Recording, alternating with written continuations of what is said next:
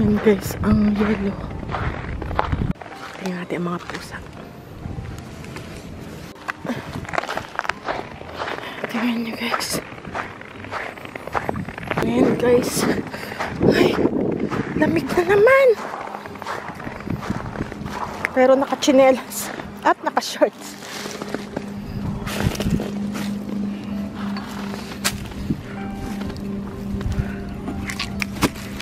Nagtapon lang tayo ng ating compost pit kahit may snow.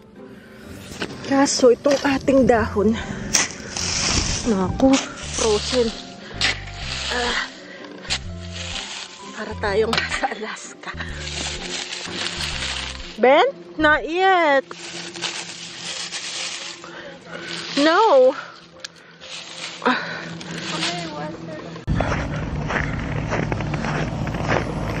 Uy. Ito yung sled na.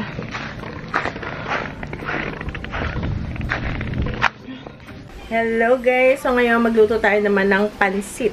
Habang ako'y naglalaba, may ingay kayo dong naririnig. So meron tayong baboy. Ito yung last na baboy na natira ko pa months ago na nasa freezer. And then naglalaga rin tayo ng manok. Ito yung nakuha ko sa Costco na manok.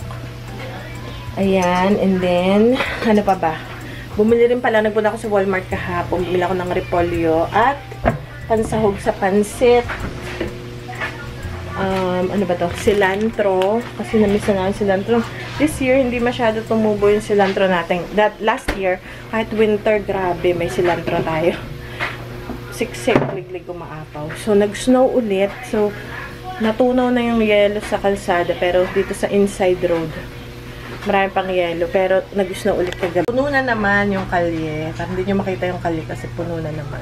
So, I think last na yon today. Hindi yata mag-snow today. Pero, for 2 days nag-snow. 3 to 5 inches.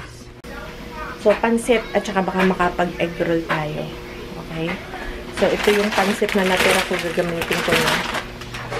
Ito na yung ating baboy. Ano ko na siya. Gigisa na natin sa bawang sibuyas. Lagyan ko kayang oil, parang kulang pa. Yun guys na rin yung ingay ay kape yun. Gagawa ng kape. Ayan. Tapos lagay ko na yung bawang sibuyas. Parang kulang yung ating bawang sibuyas. Siguro dagdagan natin. Siguro okay na yan. Bango na. May manok pa akong ilalagay dyan. Naglalaga lang.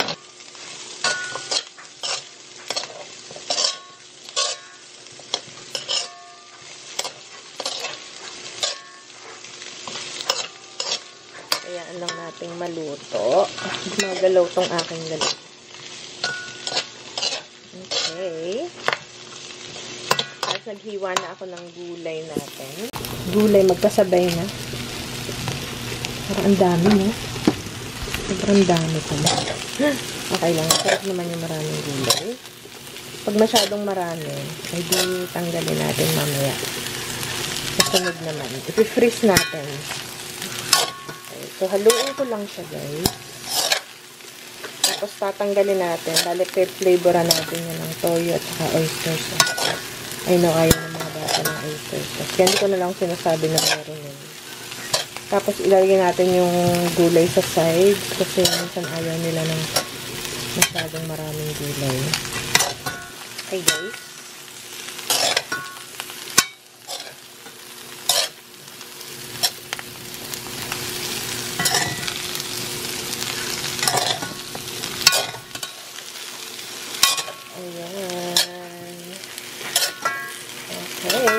Nilagyan ko na ng ating mga pampalasa.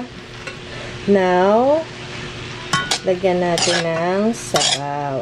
And guys, meron na tayong TikTok. Doon yung makikita yung ating mga cute na mga pusa. So, ano guys kayo?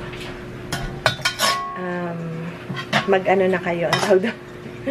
Mag-subscribe. Ang ating gulay. Lagyan natin ng paminta. Yung itong pamienta, napakasarap nito sa lahat ng lutuin.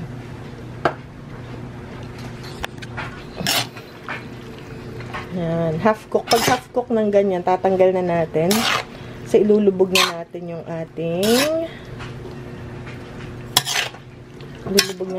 ating pansit.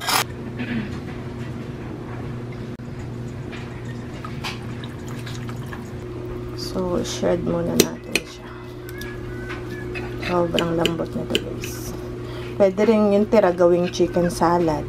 Ganon, masarap yun. Sa tinapay lang.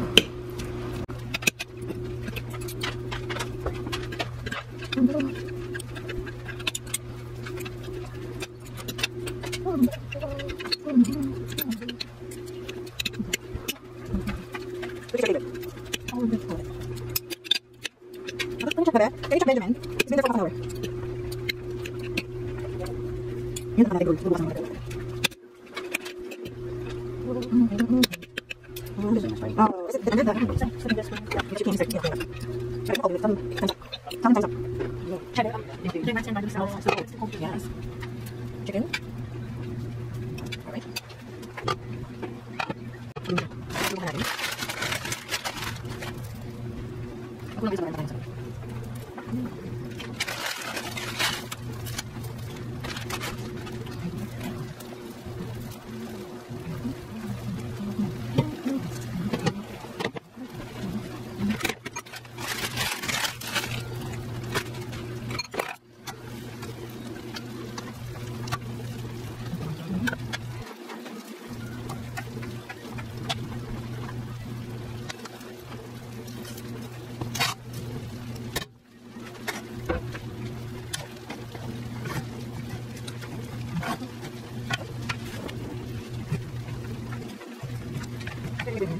Kuya yung magbigay.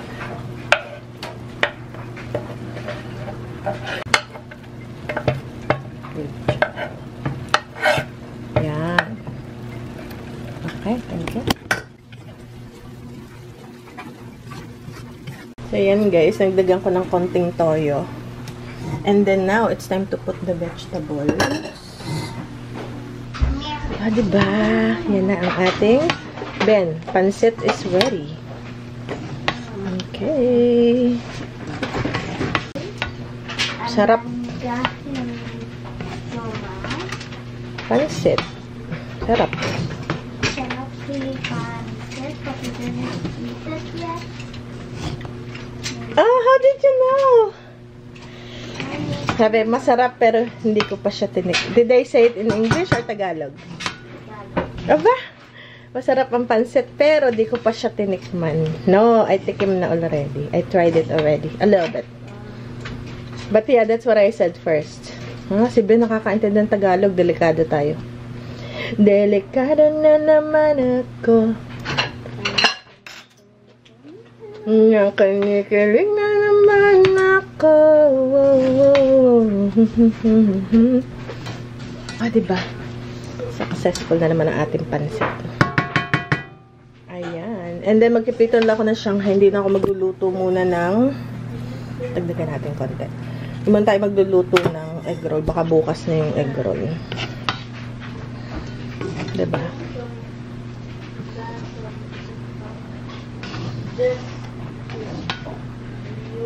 Wow.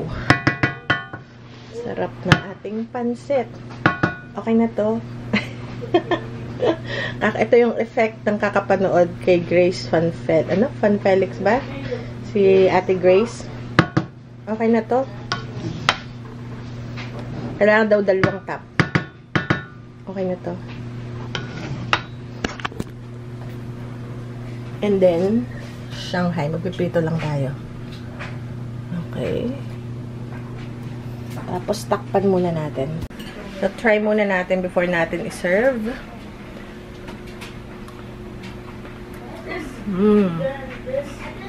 Sarap. Sarap, guys.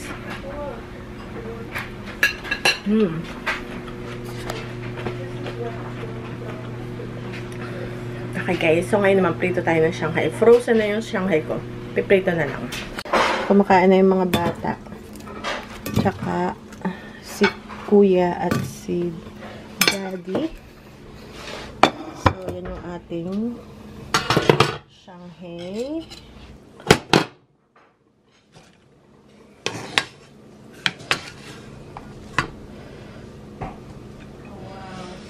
Okay, bebe. Ito na.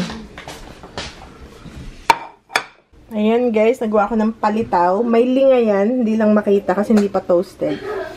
Tapos ito yung aking palitaw na, alam niya, iba ang hugis. Yung dried na coconut and then sugar.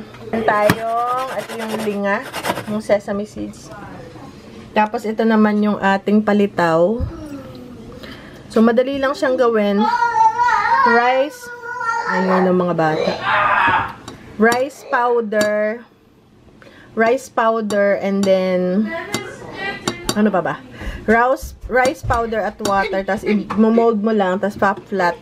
Tapos pag kumulo na yung tubig, ito, ganito. Ganito.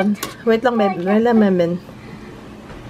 Bigay na natin dito sa ating coconut with, basta lumitaw na siya, okay na, luto na. Igaganyan lang natin. Wait lang, baby. Wait lang. Palitaw. Also, Paborito din nila to, guys. Is floating. Tapos siya, ilalagay na natin dito. Mommy also goes. Okay, one at a time lang. Palitaw. Good. Yan, oh, lumitaw. Basta lumitaw na. Palitaw. Put in the wrong one. That's one we put in the seeds. Okay. Aray.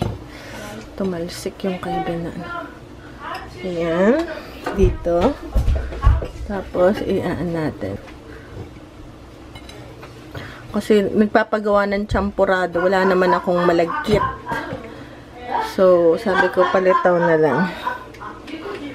Itong sesame seed na dapat toasted. Pero kasi dati nasunugan na ako ng sesame seed. Kaya inuntian ko lang yung apoy.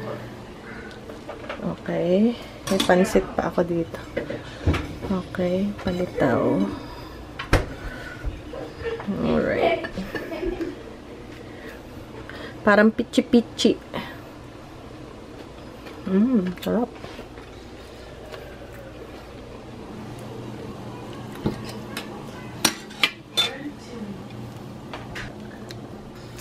Ganyan lang. Mini one. Sarap nito, guys. Kahit walang linga, basta may coconut. Yung dried coconut. Paborito nila to. Sa plate pa ba yun? Sigad? Yeah. Lumilitaw na. Ang bilis niya lang gawin. Ito yung snack na super bilis lang. Walang requirements masyado. Tubig at rice flour lang na. Maganda yung sticky rice flour, yung ginagawa pang champurado. Pero pwede rin yung sweet rice flour. Ito yung ginamit ko. Sweet rice flour. Ayan. Pag lumitaw na siya, palitaw na siya.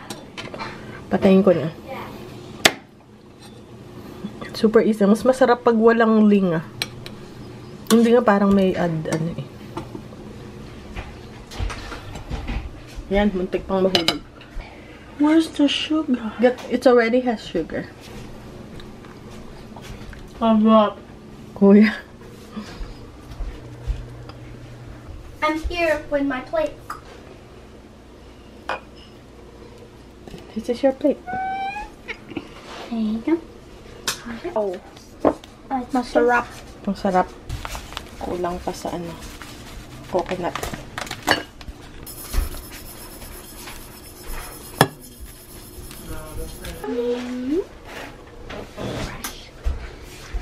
Ayan guys. So, kakunti na.